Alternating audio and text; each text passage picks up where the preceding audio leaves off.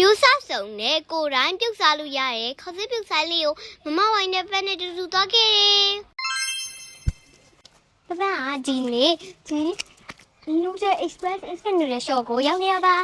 ပန်းတို့ကူခေါက်စစ်ပြုတ်လာစားပါဒီလိုအပူထည့်စားလို့ရတယ်တော့ပိနေနဲ့ရေခဲမုတ်တွေလည်းရှိရဲ့နန်းချောင်းလာဒီလိုပဲနော်နေရာမှာဒါလည်းစားမှာ okay ဟုတ်ပြီ vegetable cheese နဲ့အေးလေးရောင်းနေဒီကဘိုနာရာကိုဒီမှာကနန်းလက်နဲ့ကနန်းကြောင်းပြီးရှင်ဒီ cheese ဘာပဲကြီးအဲ့ဒါစားပါဒီကြည့်လိုက်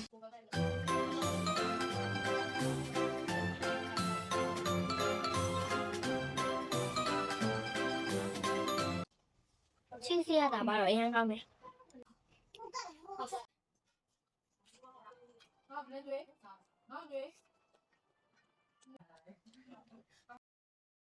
မလေးပဲခိုင်းရတာ cheese ရတာပပဆက်စားလာမယ်နော်ကြကြ